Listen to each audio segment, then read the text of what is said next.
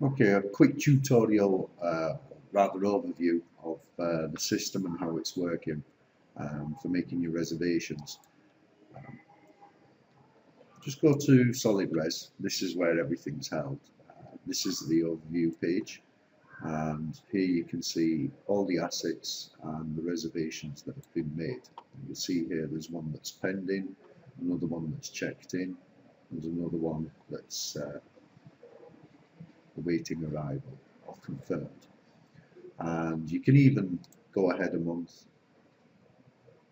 when this catches up, and I'm going to change this to draggable so we can drag these around. So I'm going to move their booking forward and say yeah. I can even move them to another room if I want to.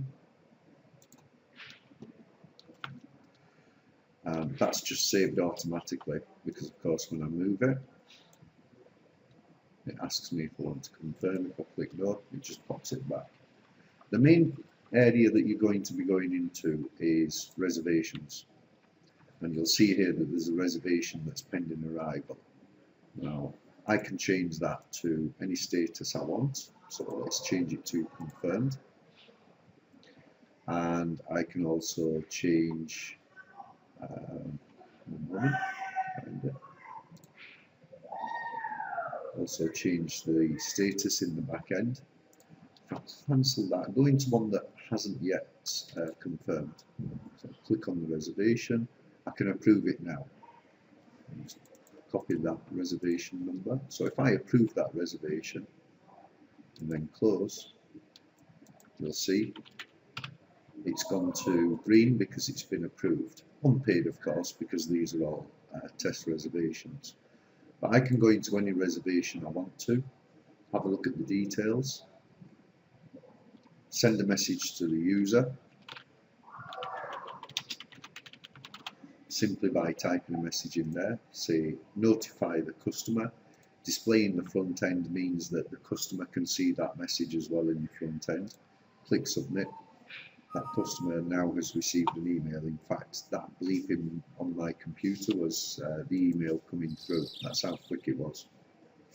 So let me close that. Another area you're going to spend a lot of time on is assets and room types. I've created a sample one here so we can play. The asset can have one or multiple rooms. So if I go into Casablanca, for example, and go to room type, you'll see there we have twin suite. So I can go into that room type and it's tied to that asset.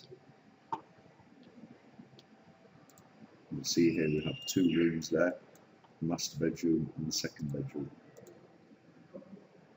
The only other area you're going to be spending time with is the tariffs page.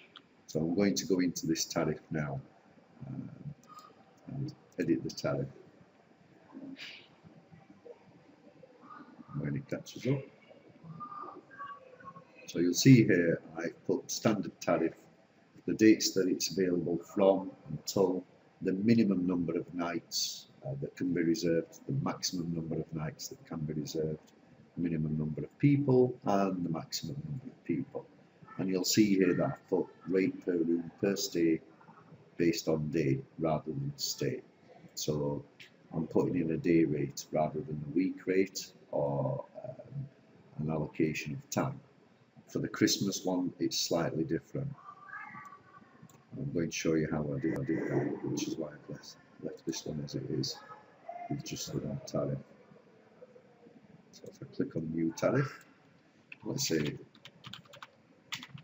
we're going to call this Christmas, and this tariff is going to be from December the 22nd until January the 5th. Minimum number of nights now is 14. The maximum is 14. Minimum number of people 1, maximum number 6. And what I'm going to do is say rate per room per stay, or rather package per room. So what I'm going to do now is set the price for the entire duration.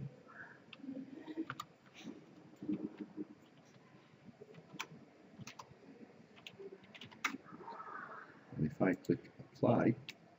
It's just asking me for the price. So now what it's doing is saying how much is the stay, because it's 14 nights. Click save, and there we go, that's saved. Now what I need to do is change this, because that date overlaps, of course.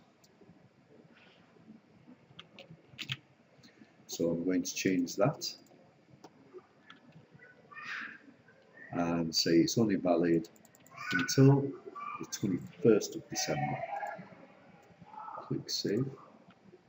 So now what we have are two tariffs, a standard tariff which will run from today until the 21st of December, and then a Christmas tariff that will run from the 22nd of December until the 5th of January.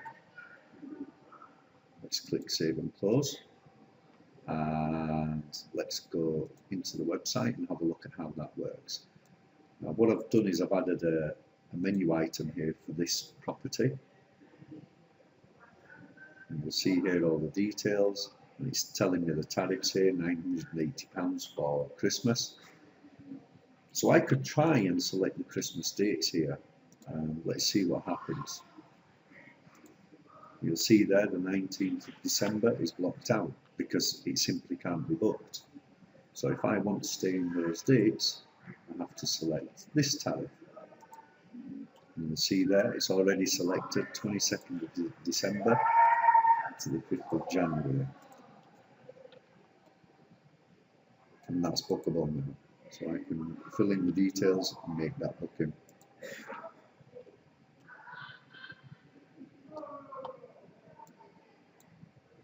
Go back to the property page. One other thing that you will be doing quite often, I would imagine, is editing the room types. So we'll go into one now and edit it. You'll see here you have your general information. It's rare that you're going to change anything on here, but the details you may change. Publishing, again, it should be rare that you will change this, but you may want to change it. I would suggest going through these one by one and just checking that everything is okay. Hopefully that helps a little.